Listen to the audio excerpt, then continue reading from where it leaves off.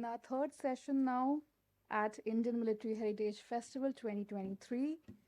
And the session we are about to begin is on preserving India's military heritage.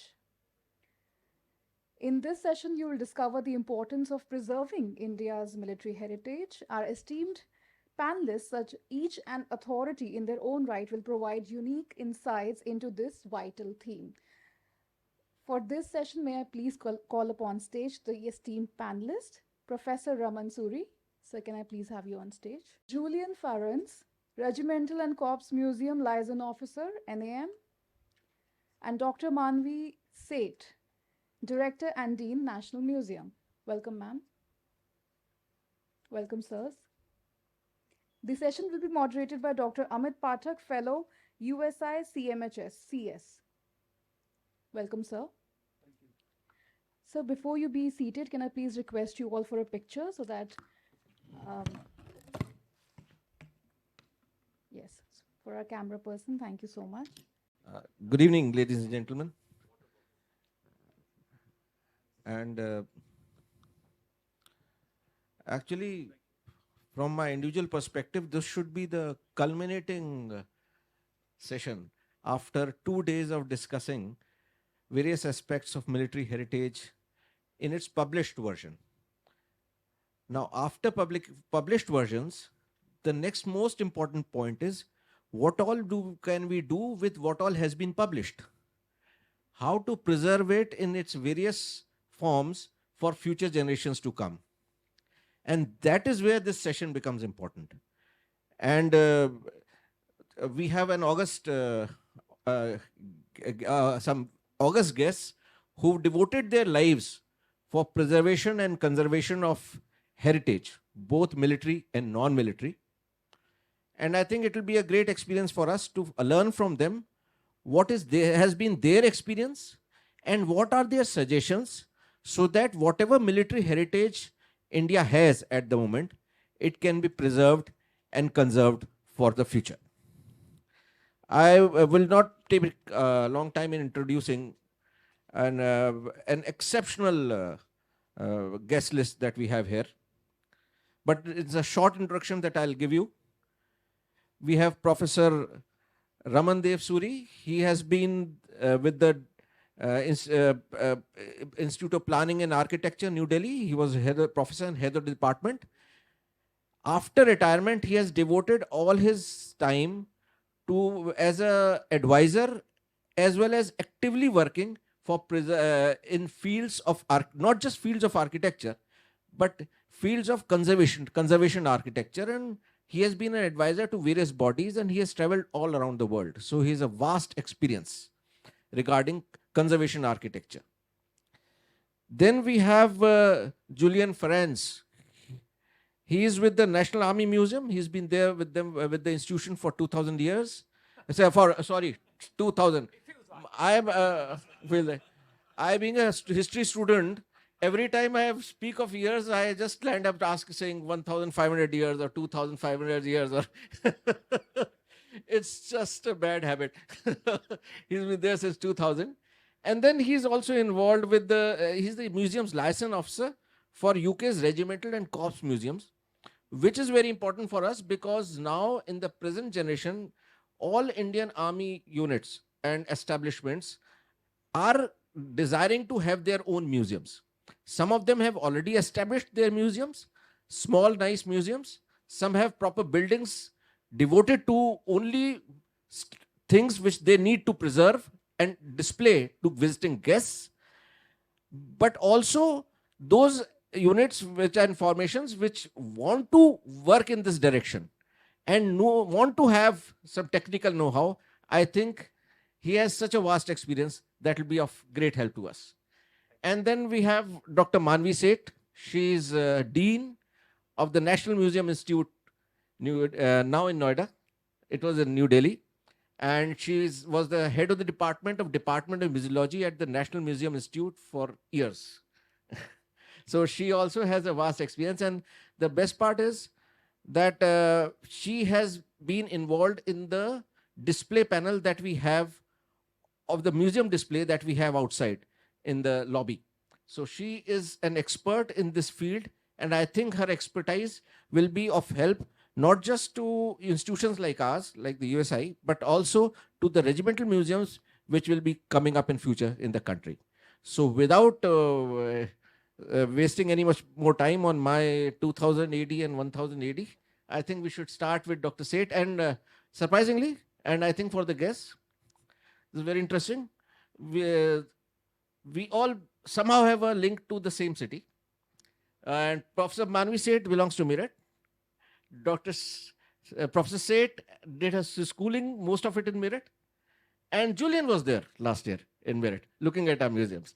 So we are the Meerut gang sitting here and discussing on what to do in future for all the military establishments that are going to come up. Thank you so much. Professor Seth, please.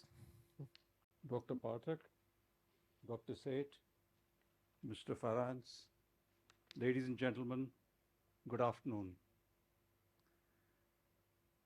My talk today is about preserving the heritage of our armed forces. I thought it more appropriate to present a topic like this by way of a formal presentation, and then we could have general conversation later on. To my mind, there are four basic questions. What is the meaning of heritage? Why should it be conserved? What constitutes the heritage of the Indian Armed Forces? And finally, how can we conserve it?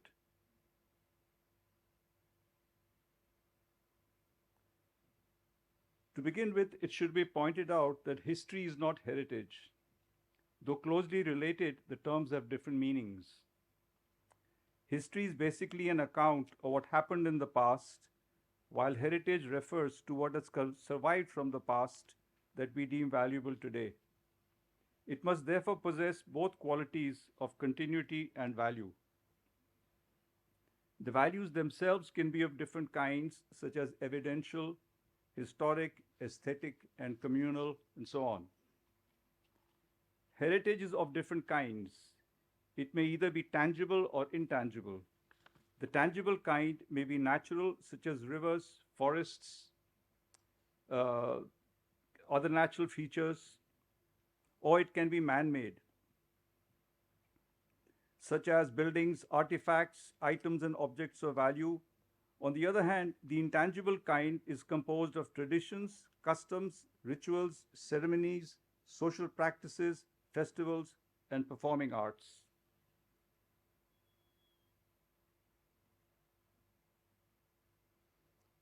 So we come to the next question. Why should it be conserved? It should be conserved because it is a valuable cultural resource. Our heritage is who we are, our identity, where we come from, our past, present, and future, all connecting in a powerful way. It reminds us of our aspirations and achievements and provides the zeal to perform still better in future. If we don't look after it, then obviously it will decline, with a loss in the inspirational value and emotional sustenance that it has the power to provide. We owe it to future generations that this does not actually happen. We come to the third question: what constitutes the heritage of the armed forces? Many of the tangible kinds can be seen in army cantonment areas. For example, historic buildings, open spaces, old spatial structures, or layout patterns. Then there are memorials, items of warfare, vehicles, machinery, artifacts, souvenirs, uniforms, documents, and records, and various kinds of regimental heritage items. There are also forts and fortresses and war cemeteries. Likewise, there are aircrafts, ships, submarines, and other service-specific items. The intangible kinds include traditions and customs, ceremonial parades, music of army bands, equestrian and sporting events, and a host of traditional ceremonies and social functions. It is often not just the event itself that is significant, but the manner of conducting it that can be indicative of human virtues and values such as courage, honor, camaraderie, discipline, dedication to duty, etc., which remain invaluable to society at large and to the services in particular. In fact, in terms of contemporary thinking on this subject, I think that a number of these customs should fall within the ambit of charters of UNESCO and other internationally renowned agencies which have defined the scope and meaning of heritage customs worthy of worldwide conservation for posterity. Now, when we speak of the heritage of our forces, we commonly think about the past, maybe 200 years or so, perhaps because evidence from this recent or contemporary past is more readily visible. However, the fact is that in a civilization as old as ours, this heritage, especially the intangible kind, actually goes back many centuries. I believe it extends from the period of the Mahabharata and beyond through the intervening Mauryan and Gupta periods, medieval Indian, Sultanate and Mughal periods, the British colonial and princely states period, right to 1947 and after. And it draws from all major events that happened in between and therefore need to be properly researched. So this takes us to the fourth and final question. How can this heritage be conserved? In short, it needs a bold policy and an organizational model. Several individuals and institutions have done and continue to do valuable conservation work, but these efforts remain piecemeal. What is really required is a comprehensive and overall policy framework for planning, development, and management of the history and heritage of our forces. Now let us look at the existing situation for two items: official records and built form. In the case of official records, these are believed to be kept in multiple locations in different departments and organizations, such as the National Archives, MOD History Division, Navy and IEF History Division, and the concerned service headquarters. Some war histories have also been written by independent authors and are of a laudable quality and standard. Then there are several coffee books and vignettes of different corps. Yet there seem to be a paucity of books and publications about heritage-specific themes or of thematically developed historical records. An overall planned system to properly identify, record, maintain, educate, research, and disseminate information about valuable historic items is highly desirable. Let us take another example, that of built heritage. Where buildings and sites are concerned, there is the ASI Act 2010, and there are the equivalent or corresponding state level acts. Apart from these, there is a provision to protect natural heritage, precincts, buildings, monuments, and artifacts under the Cantonment Act 2006, enacted by Parliament. However, specific regulations to enforce these provisions are lacking. At present, there is only a cursory mention of the requirements of heritage conservation in Chapter 4, Duties and Powers of Cantonment Boards. No further details are provided on how to go about with this exercise. As regards war memorials, there are a number of these at different locations in the country. They are usually simple structures built by the forces to commemorate their fallen comrades. It is doubtful if they number more than about 200 in all. It may be of interest to you to know that there happen to be over 70,000 war memorials in England and Wales alone, and over 100,000 in the UK. A policy for the design, development, care, and maintenance of our memorials is likewise required. Yes, we now have a National War Memorial, and this is a major achievement after a long wait. There are also several Army Regimental museums, Navy Museum, and IAF Museum. These are all creditable achievements. But the fact remains that military heritage is a lot more than memorials and museums. So we come back to the same point about the need for an overall policy covering all types of military heritage and its conservation. How can we go about with developing this? One way might be to create a National Military Heritage Trust. Such a trust could function, this is a proposal, under the overall guidance and control of the Chief of the Integrated Defense Staff. The USI's Executive Council could act as its trustees. The Constitution, powers, and responsibilities of the trustees and the terms and conditions of administration could be framed in due course. Its main function will be to record and to help maintain historic and heritage material. So that the trust works in a clearly set out manner in its interface with personnel and authorities outside of the forces, it is further suggested that a National Military Heritage Trust Act also be enacted by Parliament.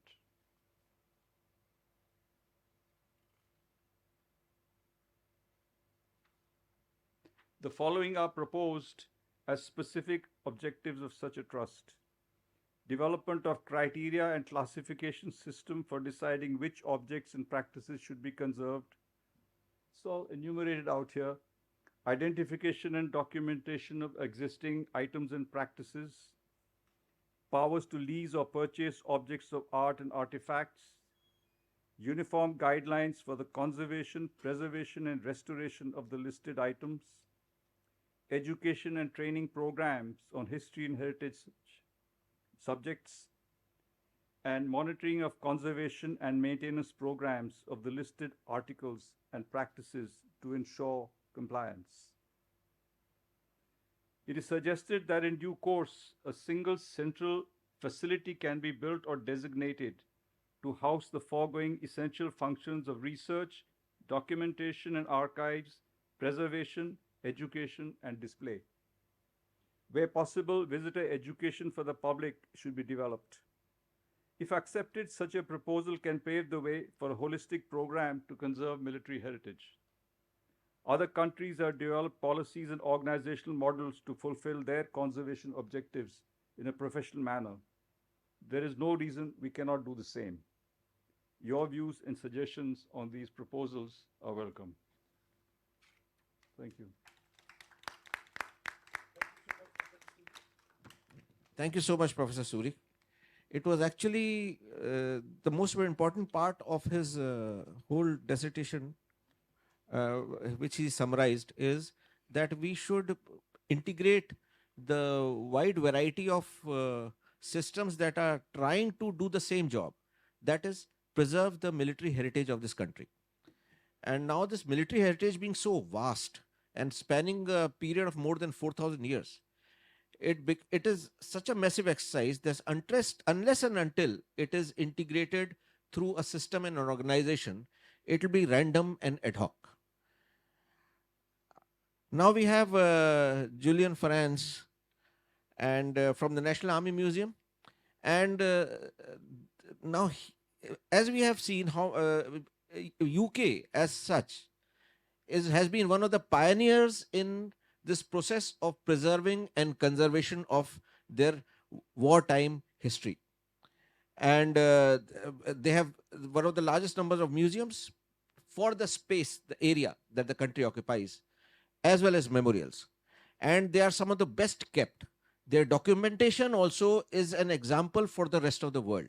So we have an expert on this field, and I think it will be enlightening for us to know how UK does what it does. Thank you, Dr. Pathak. I should say right from the start, I'm going to talk a little bit about how we do things in the UK. I'm not going to claim that what we do in the UK is perfect, because it most certainly is not. There are all kinds of flaws and all kinds of problems that we have to overcome. But if I talk about what we do, it may be that there are things that you can draw from that and use. So that is the hope. So if we look at where the UK is with its military heritage, we have a sort of tiered system. We start with national museums at the top. So we have museums like the Imperial War Museum. We have also a tri-service museums that cover the Navy, the Air Force, and the Army. Mine is the Army Museum in Chelsea. Those national museums are funded by the government. So they each receive funding from a department of government. The IWM takes its money from the Department of Digital, Media, Culture and Sport. The other three all take money from the Ministry of Defence. So we are directly supported by our sponsoring department. Therefore, we have a close connection with the Army.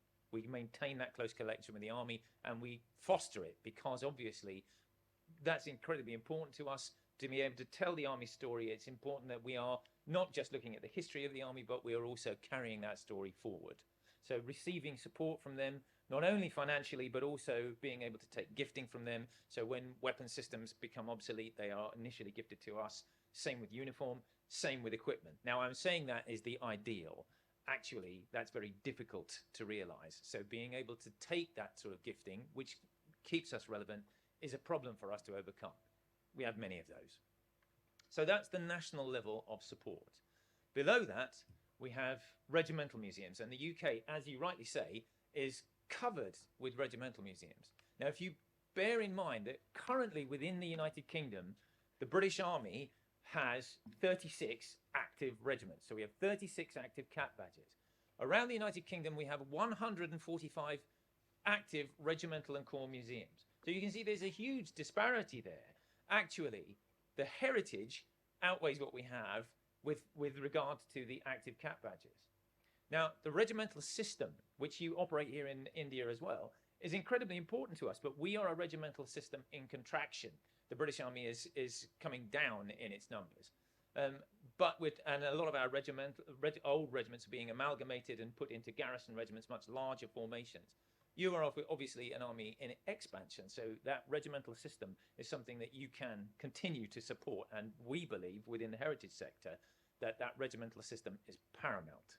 One of the reasons that we have 145 regimental museums is because of the feeling that they engender around the United Kingdom. The locals, the people within those regional areas. Sorry.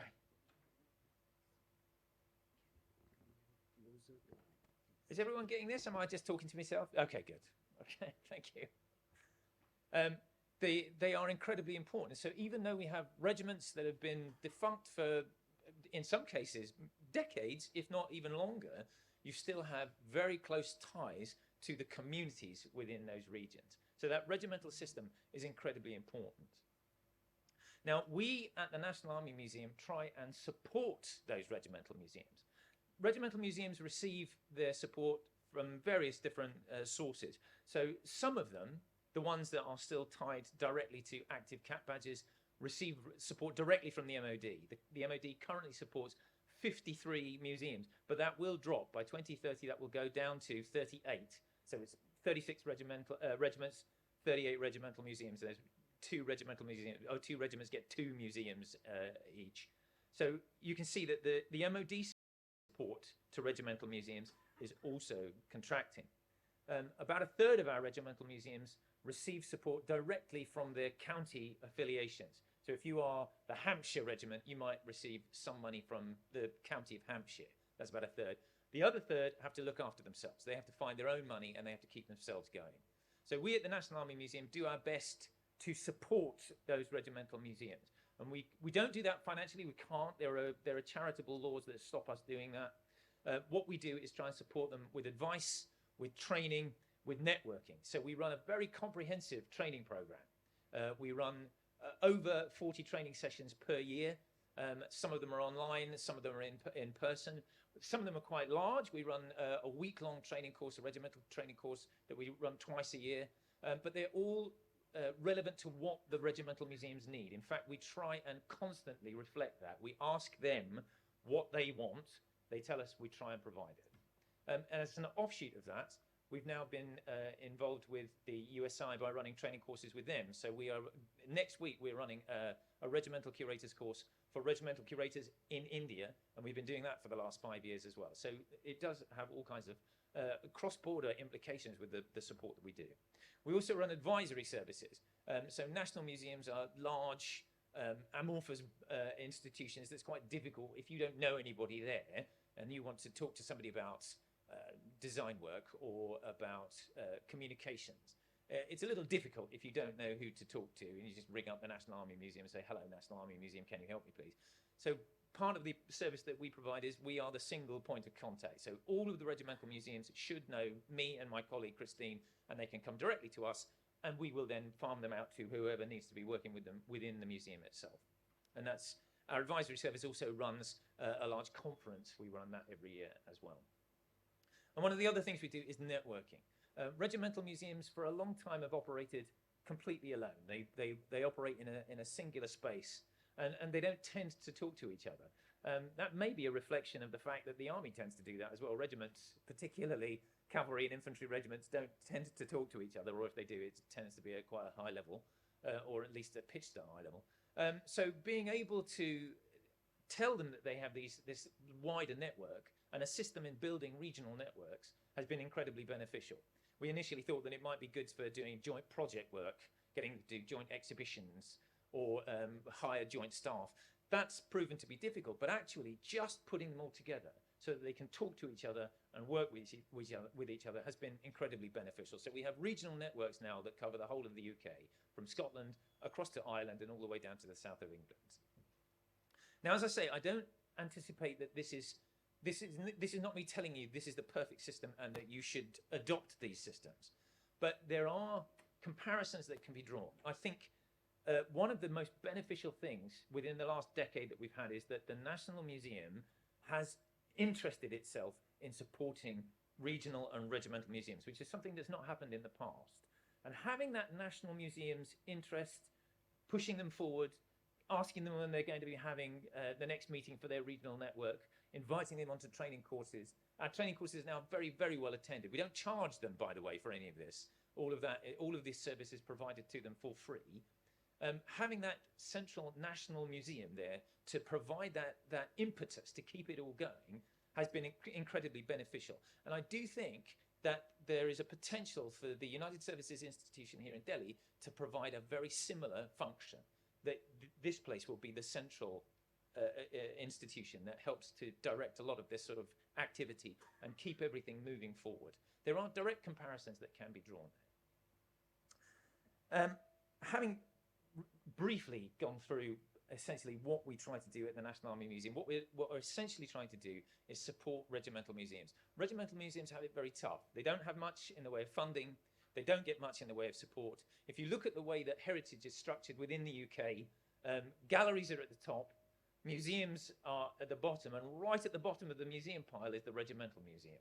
They don't draw a lot of affection, particularly because politicians don't view them particularly highly in great regard. Occasionally they'll come up if there are good news stories that will be useful or fostered, but they do tend to have to pull themselves along. They are quite self-supporting. The National Army Museum was originally set up by our founder, Field Marshal Gerald Templer, specifically because he believed that regimental museums in the late 1950s were at risk. We had a lot of regimental amalgamations going on in the 1950s, and he believed that regimental museums would hit the wall when those amalgamations happened. It took him over 10 years to get the museum established, and by the time he'd done it, all of the regimental museums had survived. So they are incredibly resilient institutions.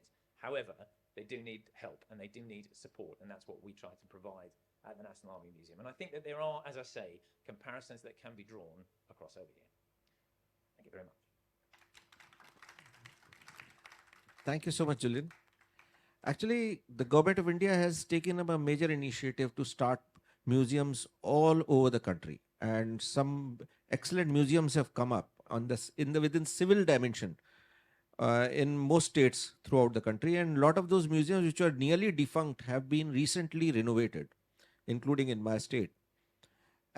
What museums do is, one, preserve, conserve. Yes, that is important, especially when it comes to military heritage and aspects of heritage which need active conservation. But then they are also sources of employment. They are sources of tourism. They are sources, they act as ambassadors of a city or a town or an institution.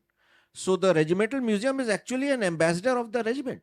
So if someone comes and wants to know about the regiment, he comes to the Regimental Museum. Similarly, if he wants to know about the city, he comes to the City Museum. So museums are not just repositories. They are not just places where you keep things, but they are also active parts of the social organization, of which they somehow with time tends to become the central nodal agency. So with this in mind, I think no one in this country has a wider experience in museology as a subject than Dr. Seth, and she has, and now obviously she is presiding over the premier national institution which works for creating as well as preserving museums. So I'll request Madam to give her experience of the vast experience and what does she feel how we should go about in future. Thank you, Dr. Pathak, for your kind words.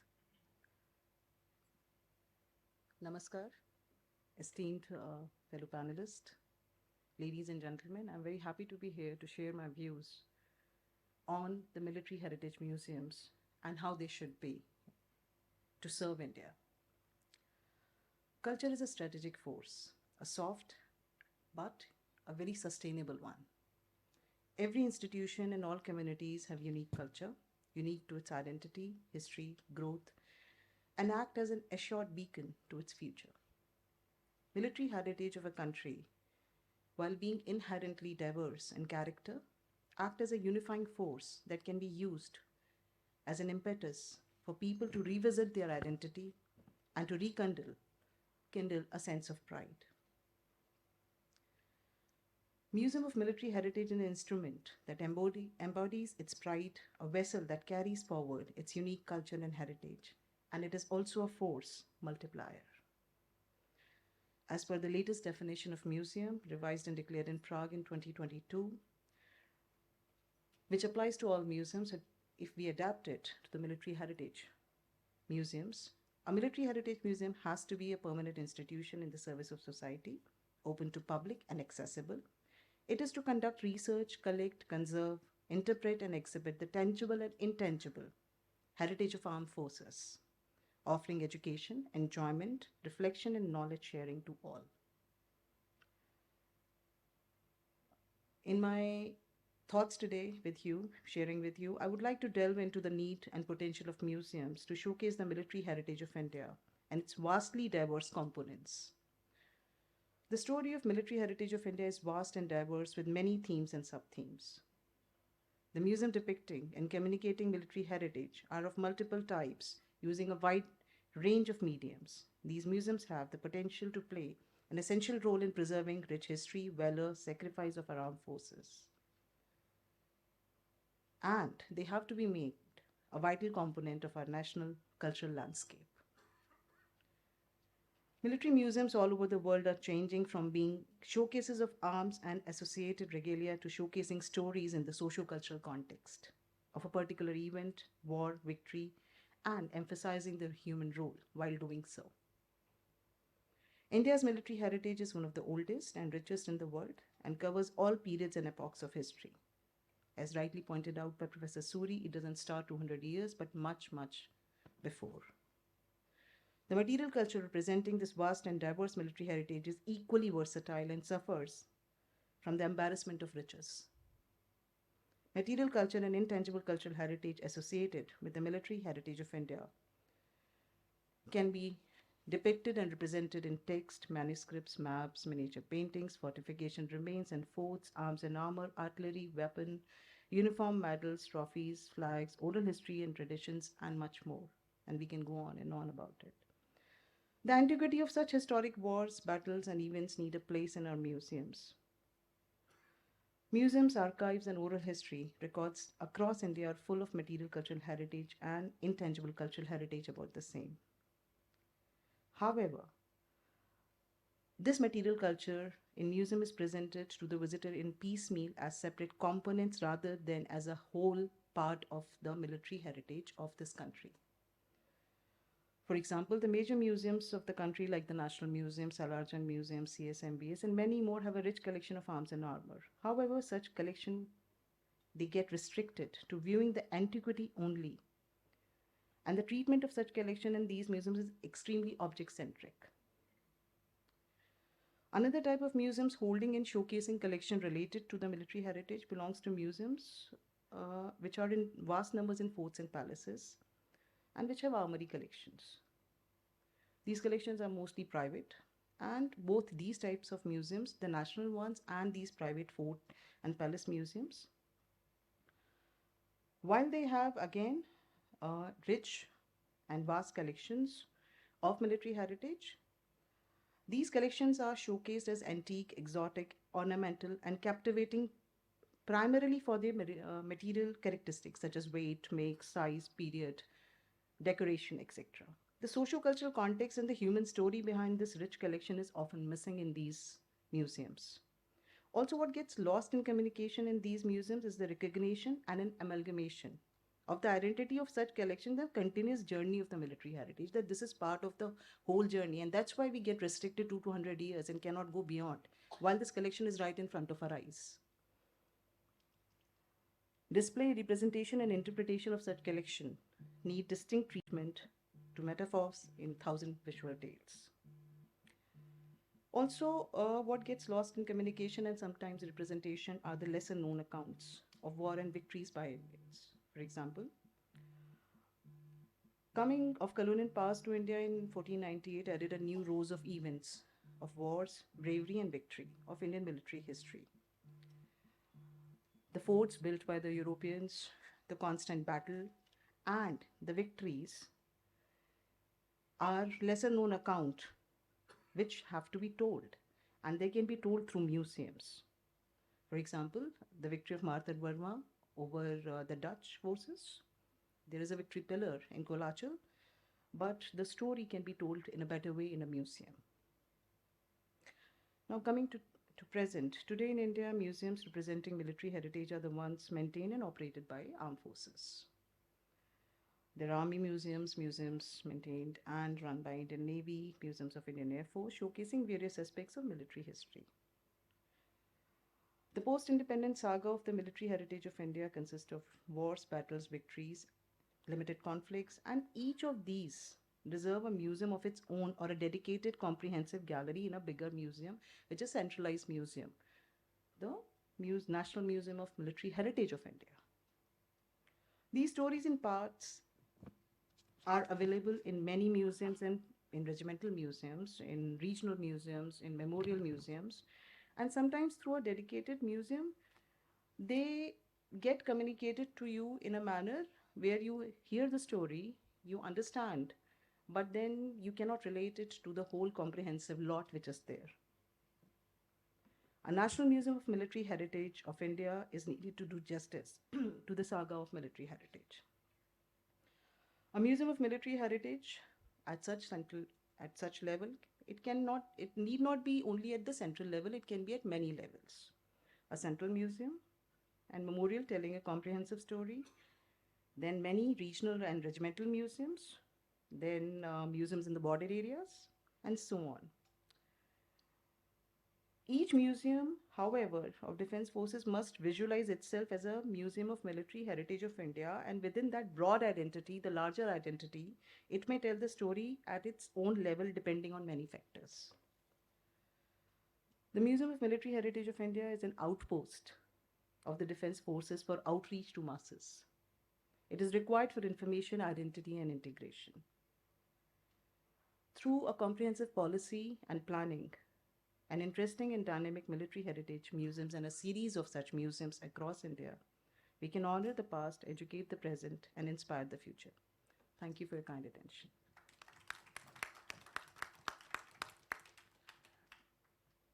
Thank you so much, Dr. Manvi, madam. Coming back to Professor Surie, and I think I'll give an example, and I think Professor Surie will be able to enlighten us again regarding his concept of a heritage trust to preserve this. And I think this example is important in that aspect. In my cantonment, there are some of the last beautiful buildings surviving which were built in the mid 1800s. And out of them, most have been modified except those which are with the armed forces. There are also modifications were needed, obviously with time, they tend to break down. Recently, I was talking to an officer friend and he showed me the building that he had renovated, and he had done it exactly as it should have been without removing all the plastics, all the additions that were added to it, which had made it not look so good. But our problem was that he said, how long can we keep it? You know, when we keep such a building, it requires more of a maintenance compared to the standard buildings which are around.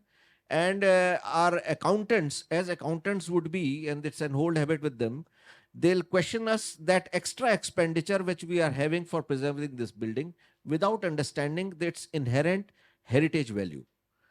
So I think Professor Surie's session works very well in this aspect, and I'll request Professor Surie to discuss this aspect of building heritage that is lying within the cantonments and beyond. Yes.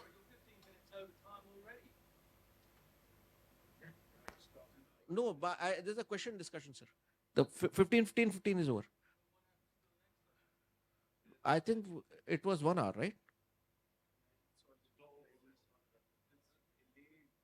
We are delayed, right?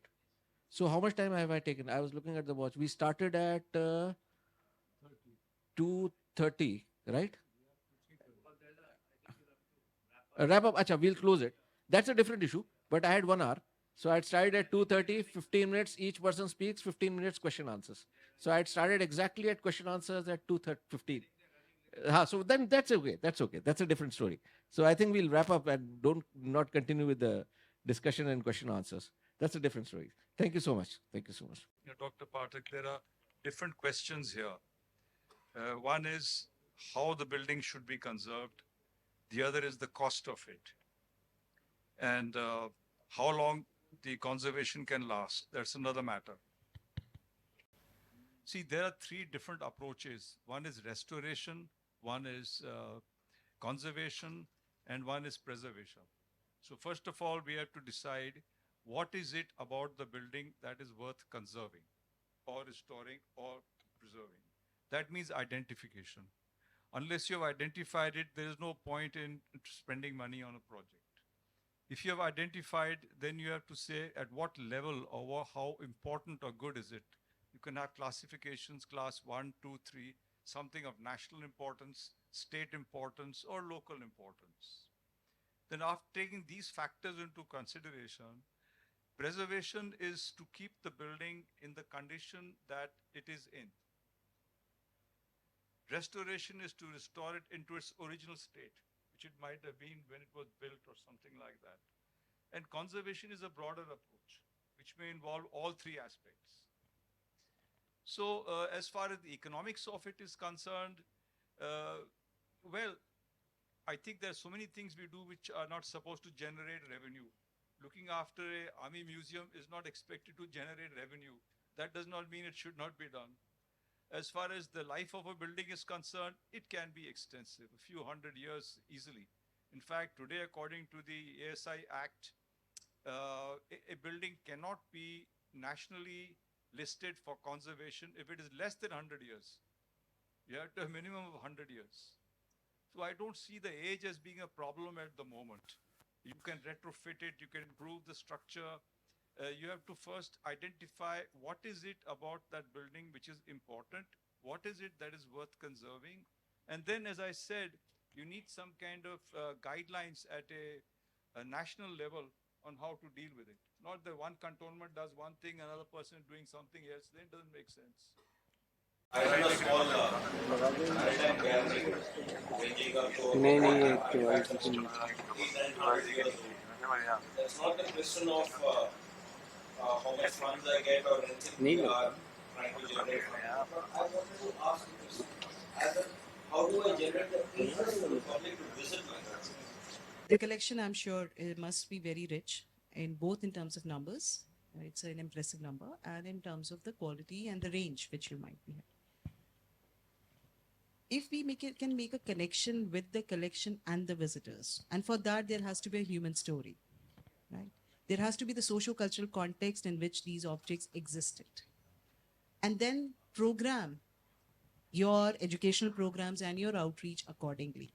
So if they have to come to only look at the range of objects you have, an object-centric approach, it will not. Visitors may visit one time, it will not make them return to the museum. You want them to return to the museum, you want them to feel a connection to the museum. You need to rethink about the collection and how it can communicate in a better way. It can communicate in a better way when you put it in a context, and a context which people can connect with. And they will connect with the human story and the socio-cultural context of it.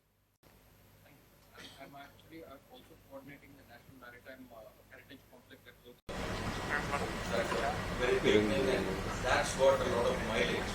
And much more regimental and naval museums. As in UK, I'm in touch with NMR, so Dominic Beatles. I'm in touch with them. We are getting it, but I find that we need to build up as a national culture. So this is the museum. It's a soft path, or any country's soft path. So that's why Just to close the argument, in one of the museums that we did recently, with the Prime Minister visited in my city. So this was the problem. Why should people visit it? So what we did was we wrote the stories in different formats. One is we wrote the detailed story. So if the person is traveling and he stops at an artifact, he wants to know only about that artifact and not the rest of the museum. He looks down and he has 2 paragraphs written over it. He wants the references, it is with the museum. But he wants to just see it and know its heading. That heading is also there. It is bilingual, English and Hindi, so that so he doesn't need a guide, he doesn't need to have anyone. He just travels around, reads in detail or in short as per his desire. I think that has helped with children, because a lot of these children tend to come, and a lot of these scholars from the university also tend to come and take notes from the museum. So I think just the artifact, but beyond the artifact, the write-up, that becomes more important. That's my one thing which has worked actually. So I thought I'll share it with you. Thank you so much. I think our time is up, and thank you for the audience for all the discussion, and thank you guests, esteemed guests, for all your comments and all your suggestions. Thank you very much, gentlemen.